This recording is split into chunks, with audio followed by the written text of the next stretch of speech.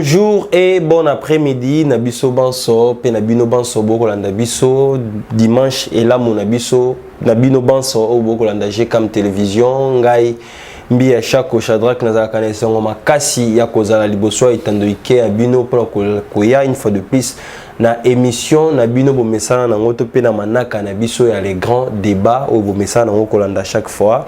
En tout cas, Nazane Sangoma Kassi, Lelo, Nazane Sango, une fois de plus, il y a Koyamba Mboka Samba, Olonga, au Tozali na plateau, Awa. Vous allez dire comment la plateau, vous allez dire Mbote, moi, Mboka Samba, Olonga. Mbote, moi, Mboka Samba. Bon dimanche, En tout cas, merci beaucoup, merci pareillement. Bonne santé à l'école. Bon, santé, et ça malam, tant école, les obés, la bisognon, sopé, tozalaka à l'aise. Vraiment, on a partagé la sentiment, on a ce qui n'a, moi, coco, sur les Mboka. Vraiment, tozalaka na tamini, bison surtout réfléchir pour toi, Mboka, ils ont que des dengue, la solution, n'est singeli tout trouver, mais on a qu'à que pour l'instant, nous sommes nous calme, tous autres la président de la République. Et ça, là, on va liboso quand on comme télévision, tout ça, on va s'abonner à la chaîne Biso et puis finir cloche, la notification, partager.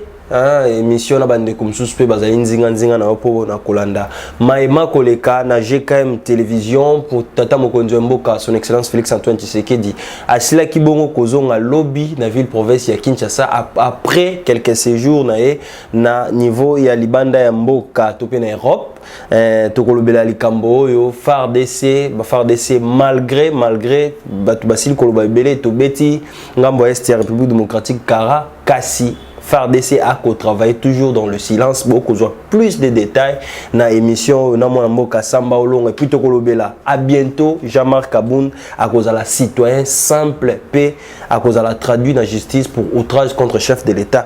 Tokolobela ngoka dans l'émission Tomoni P Justin Bitakwira. Asil bongo na ko conseiller président de la République Asil bongo kota la cabinet na malam alongola plus de 80% ya bateau pe aloka bateau mususu ya sika o baebi Congo bazala bolingo ya Congo atia pembe na conseil wana eza malamu to mabe tokolobela mo o ekangaki semaine mobimba juisser tokobanda na actualité to banda nanu to boni tata mokonzi ekolo asil kozonga o azaki bongo na ville ya Espagne pour les voyages privés.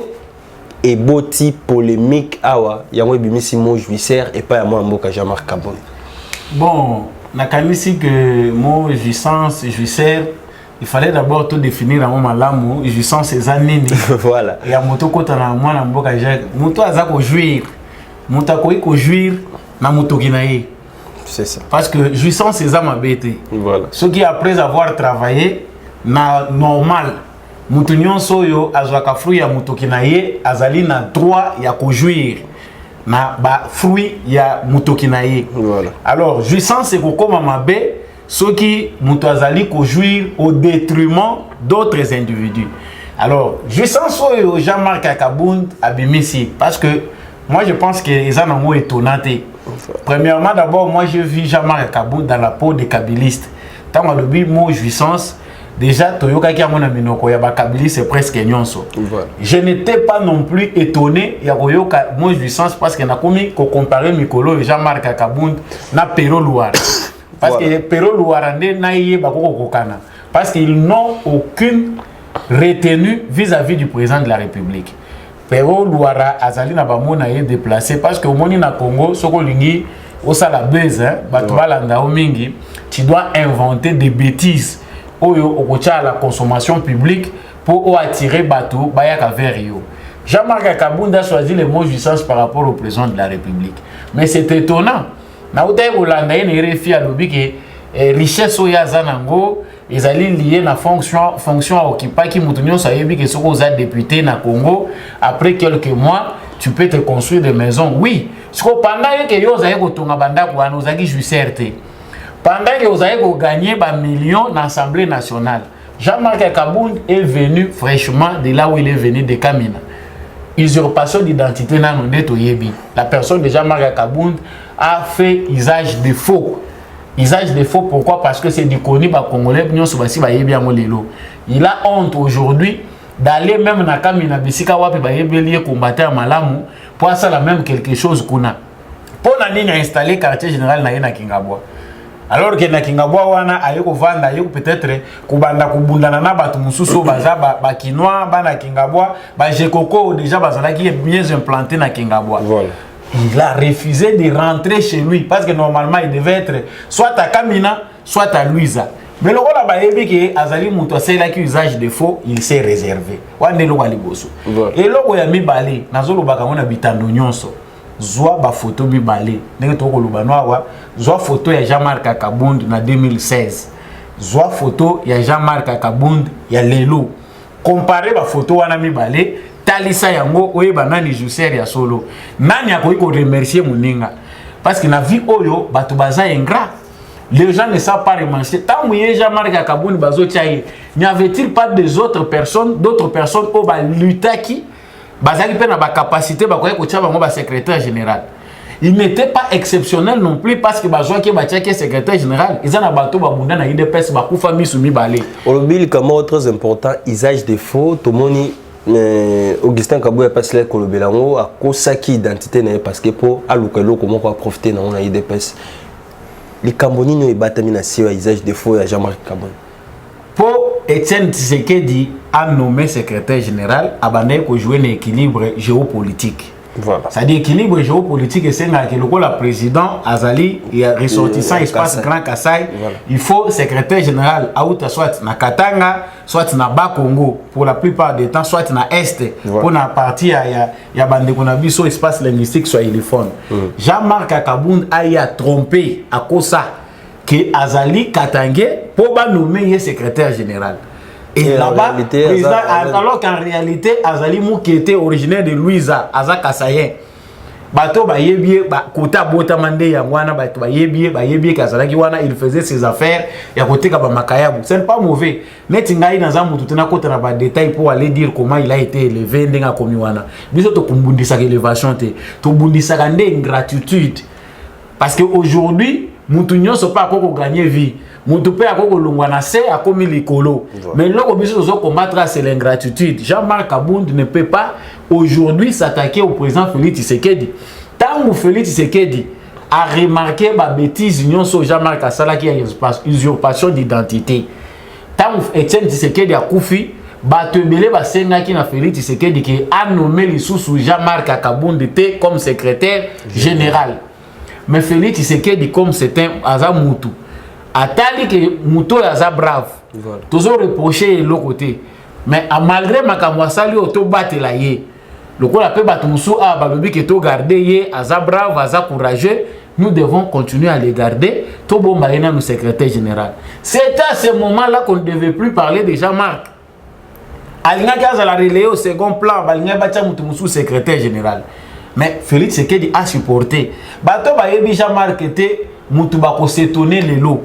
Nana yebi Jean-Marc depuis longtemps, bato ba yebi ngai ba yebaye que j'étais méfiant vis-à-vis de Jean-Marc. Pourquoi? Na kati na ye mbuma mabe ezali. Ce n'est pas un Tshisekediste d'esprit. C'est un courageux mais Tshisekedisme kotaki na kati na yete. So otali orgueil Jean-Marc azaki nango bato bazalaka étonné. Président Félix Tshisekedi azo kitana Vital Kamerhe. Tant que bazo sala descente na bango liboso na Kinshasa pour na makambo ouverture la campagne. Jean-Marc Akabund na kati ya salon place oyo président Félix Tshisekedi na président Vital Kamerhe ya UNC bavandi. Jean-Marc Akabund a vandi en face ya Félix Tshisekedi azu lokolo na ye abakisi likolo ya mususu. En termes de respect, ça ne se fait pas. C'est ça. Moutaza président na yo koko sala ngote. Donc Jean-Marc Akabund se voyait au-dessus même de Félix Tshisekedi. Abandon mon amour likolo na yete. Or, ce qui totalement malamu naturellement, l'orgueil c'est la chute. Satan a soka wuta likolo bambana na mabele za likolo ya orgueil. Donc il y a une place wana pona point wana ya makambo etali jouissance. Nzamba yo ke la biso ba mususu mawa. Na lobaka ke mingi conseil na zo pesa na bandeko. Voilà. Soki nanu ozuite ozako lukozwa na vie, sala te fort oye banzambe. Parce que soko yebi nzambe te mukolo kozwa bato bakobunga yo. Mba mususu tozomona bakomi ba monstre lelo, c'est à cause de l'argent. Jean-Marc Tango Azumbonga, il a pensé que tout le monde devait être bafuka melakaye. Ba combattant IDPS ebele ba ko témoigner makambo nazolo ba oyo. Porte ya Jean-Marc po efungwama. Il faut bosser la violence. Bato bando ya 4h, 5h, bato bazo beta et puis bo beta pe ba mbunda na bino na ba fanfara ya bino pété. C'est ça. il a négligé l'UDPS. Pourquoi? Parce que c'est sa personne qui l'a importé. Alors il a besoin plus il est Amisalake, l'UDPS il a organisé. Aujourd'hui, Jean-Marc Abound s'attaque à la gestion. Aujourd'hui, Jean-Marc Abound s'attaque à l'UDPS. Parce qu'à Bomi l'UDPS, dans 3 ans, gestion à l'UDPS, il y a à Bomi Ango. À Nyon soit l'UDPS, ils ont réduit au néant pour y avoir le parti politique. Parce que tu as déjà que le parti politique, ils ont la préparé dans Moutouna. Ce que tu as lui dit jouissance, mais tu as le ministre. Jean-Marc Akabound a la COP, il y a nommé le ministre, COP, il y a nommé le mandataire public. Et comment il y a la COP personnel. Batte belé ou babundi pour la lutte IDPS qui marginaliser l'écolo à Jean-Marc Akabound. Et na Augustin Kabou ya pas bien. Pourquoi? Parce qu'on a ignoré les autres. Mais vous avez préféré parti exagéré mais vous préférez qu'il départ il y a Kabound pour vous tirer Kabouya. Donc, en tout cas, je ne peux pas dire que tu préfères, je donne mon constat. En tout cas, le conseil c'est que Augustin Kabou n'a pas yébi madoussouana. Il faut le loto le babakinyon so va yeba. Antivalero et quoi ici Jean-Marc Kabound, ils appellent la fief ya Augustin Kabouya. Il n'a même pas le droit de les répondre. Parce que les lotos quand répondre, il se contredit. Ils ont travaillé ensemble. Les lots, nous devons rendre compte de la gestion IDPS dans 3 ans. Vraiment, c'est horrible, ça passe. C'est un scandale. Parce que nous avons la transparence dans la gestion en Boka. Voilà. Mais comment les gens qui ont géré les partis pendant 3 ans ils ne peuvent pas rendre compte? Mbongo, il y a des combattants, il y a passe. Les combattants, ils ont pèse à éviter qu'on forme, même à ta formation. Ils ont somme carte, ils ont carte. Ils ont les lois la commission de discipline et ils exclure Jean-Marc. Ils ont important Jean-Marc à répondre dans la justice par rapport à la gestion à l'IDPS. Mbongo ya IDPS il y a 3 ans où ils ont géré ndenge Kabouya refuse la responsabilité. Maintenant la responsabilité tu repères ça mon âne.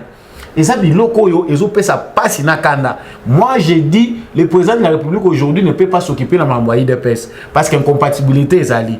Mais en tout cas les proches du président doivent le dire loko yo ils ont ça la bienté ça soni.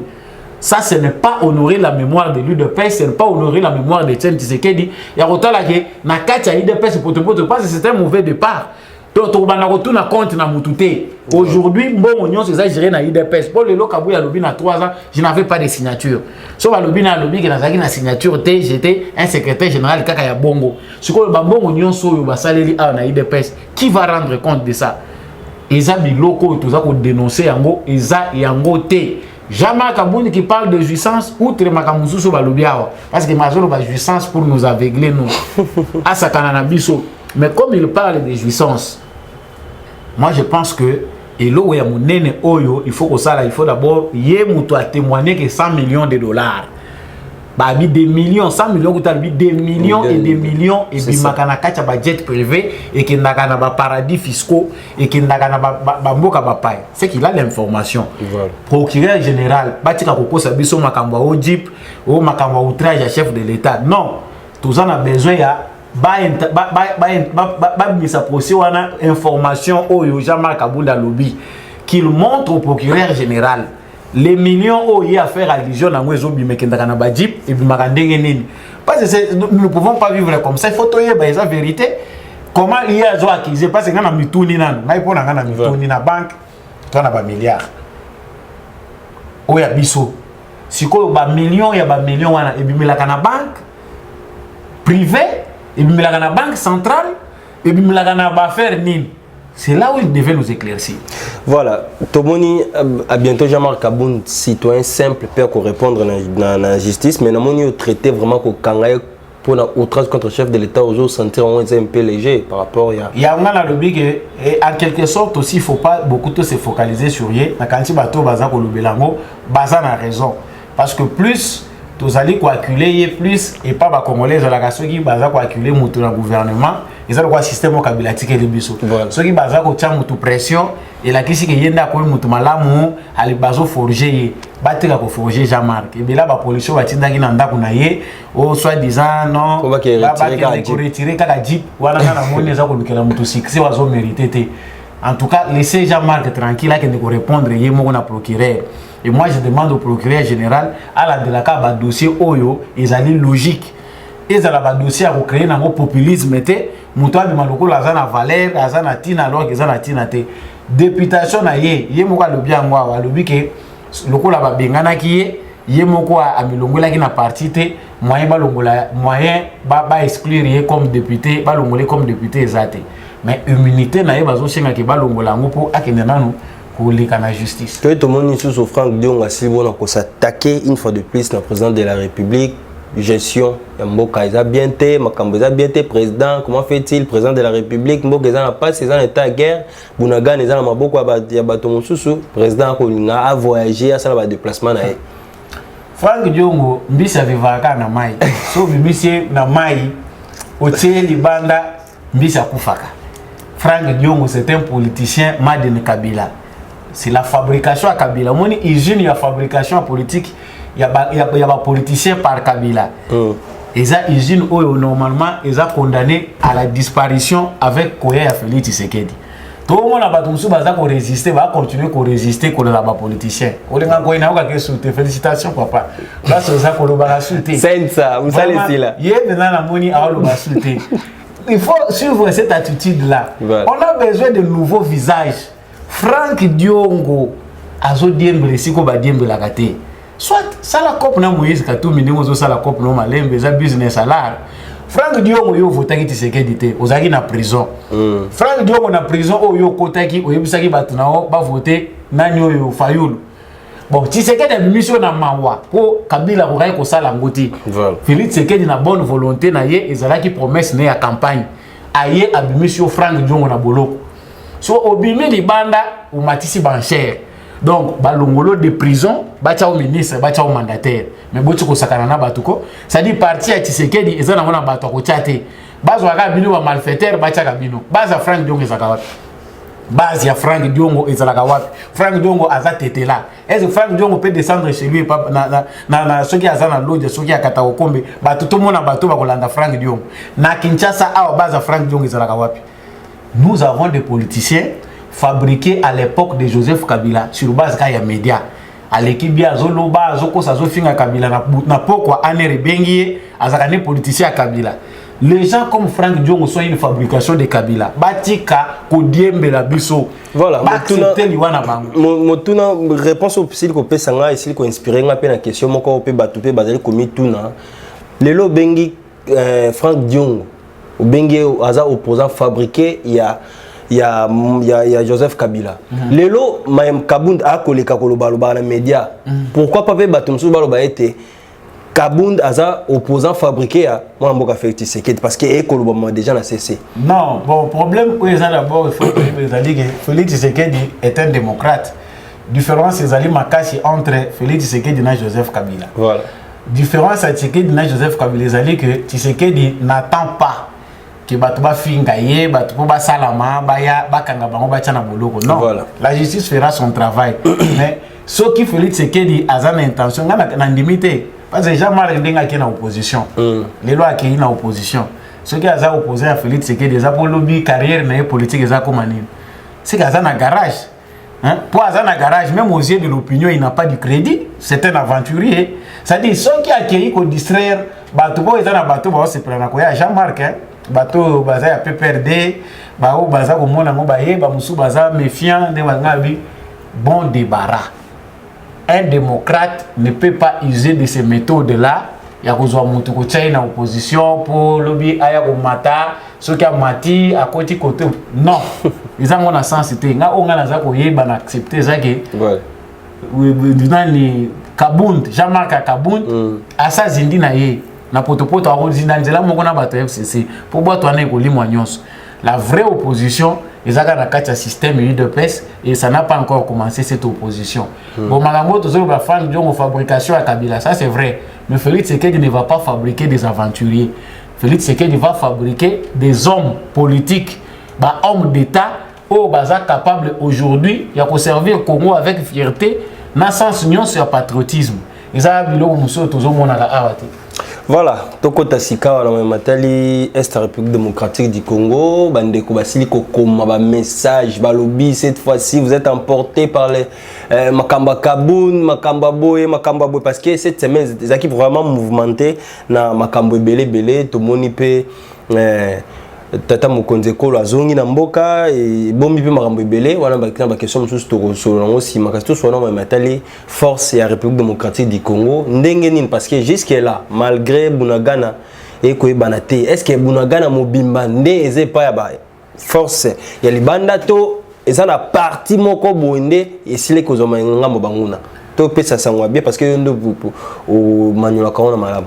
Bon, et là d'abord il faut dire que Bunagana ezali cité moko frontalière na Ouganda. Voilà. Bato yo bazali na ba carte na bango ba yebi ko mona position nini sur le plan géographique, sur le plan limitrophe na ba pays voisins Bunagana ezali ko occuper. Voilà. C'est-à-dire ezali ville moko frontalière na donc cité moko frontalière na Ouganda. Commerce spécial makakuna transfrontalier na landaki ministre dernièrement azako loba mbongo tuza ko perdre chaque fois chaque fin du mois ceux qui 6 millions wa tangi ao aba 6 millions ngo tango za kanata normal batangi la kabiso ngote mais to komo ya découvrir awa ki poste wana ya pamba mbongo ikota ke belendenge wana. Alors Bunagana est occupé par les M23, ce qui fait que pour mutunu nazali ko répondre ngo mingi nazali ko lobela ngo mingi les FARDC o ya biso bazangi ba moyen ti ya ko déloger ba militaire wana bazali na Bunagana. Mais sur base de diplomatie menée, sur base de paix et respect dans la population civile, FARDC azali na moyen oyo ya ko utiliser parce qu'il y a certaines choses qu'on ne peut pas dire na pour les bato bayoka. C'est l'armée qui sait comment elle mène ses opérations. Mais sur le plan diplomatique, to yebi que déjà ba pesa ki instruction na Kolo ba M23, Kolo armée rwandaise qui a retiré ba militaire na ye na Bunagana. Ba militaire population civile belé ba kimaki na bango na Uganda. Ba mususu batikali bazalo kwa ba prisonnier na maboko ya M23.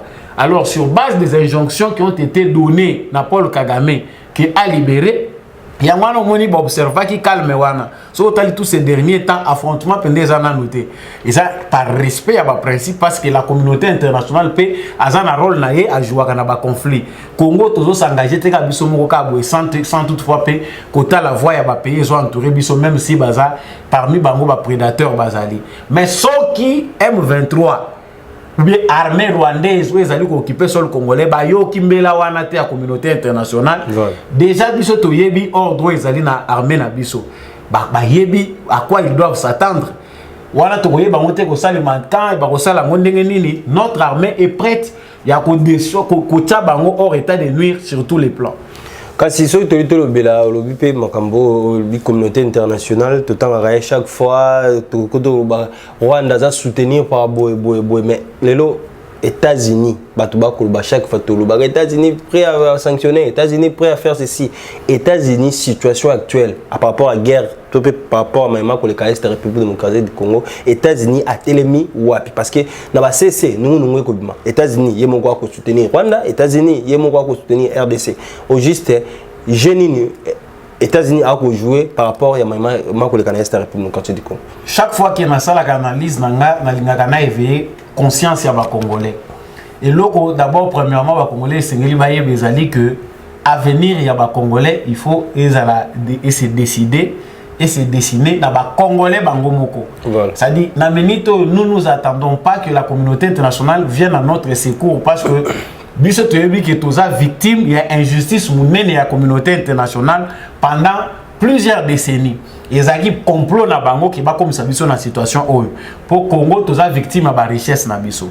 Alors États-Unis en tant que puissance ngana beta kambela na mission na nganyonso bazali co-responsable ya makamweza koleka na est ya Congo. Surtout ba parrain ya Kagame ce sont les États-Unis.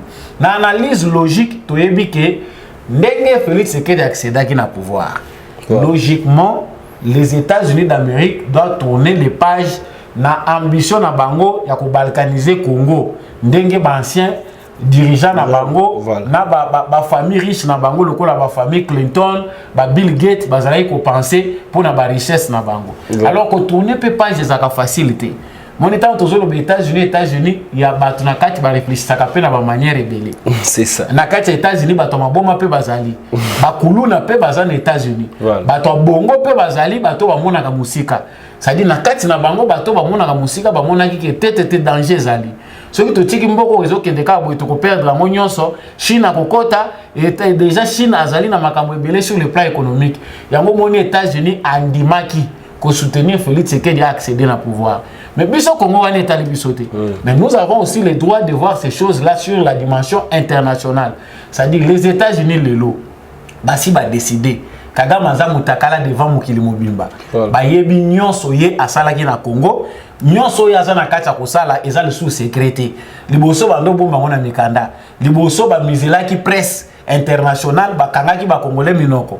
Ba biso en otage pendant 18 ans na Kabila o aza instrument na bango pour faciliter bango ba kokisa o bango balinga basala na Congo.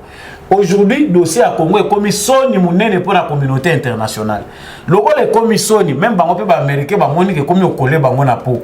Ba banaye déjà ko instruire Kagame ke atika esaleli na ye. Mais loko la Kagame aza loko la ndena betaka lisolo ngo aza loko la mwana moko aza mal éduqué. À un certain âge, beaucoup mieux que nous dresser, à oyoka les sous-soutés, et comme nous senga aussi mais la fimbo utiliser ba mesure moko contraignante. Oh les actes concrets, les alliés que régime ya Kagame comme nous toucher na fin. Mais ngai na loba ke loko ya munene oh ils ont provoqué départ ya Kagame, quel que soit même de manière précipitée, les alliés mobilisation ba congolais. Na kati ya ba congolais ba senzi bazali. Ba senzi za ba ndeko na biso oyo ngana asimila ka bango na ba rwandais. C'est basenzo ya biso eza banani ba traître parce que menace wana ekokai kozwa isika te na Congo sans que ba traître bazala mais ba traître wana ba faciliter ba rwandais ba infiltrer biso ba kotisi bango na armée ba kotisi bango na la police na service de renseignement. Ces traîtres là sont en majorité na kati ya PPRD, ce sont des kabilistes, ce sont des gens qui font la politique ba musu lelo ba komi ko bata manachima ba ensemble soko tali bango na ba parti politique na bango ba favoriser ka mingi ba nationalité douteuse. Bazana kati na bango wana na batu oyo ba ya oyebi tata te oyebi mama te ba chanzaka ba kombo matin midi soir oyebi ba origine na bango malamu te eza batu oyo baza ko servir Kagame force oyo ezali ko pousser wa banaye ko compter na mingi ezali infiltration na kati ya institution ya Congo. Et comme infiltration jusque là to comme on a niveau nini parce que ekoya infiltrer notre armée est infiltrée identification mais jusque là to komi wapi eza na makambo yo basalaka de manière stratégique. Voilà.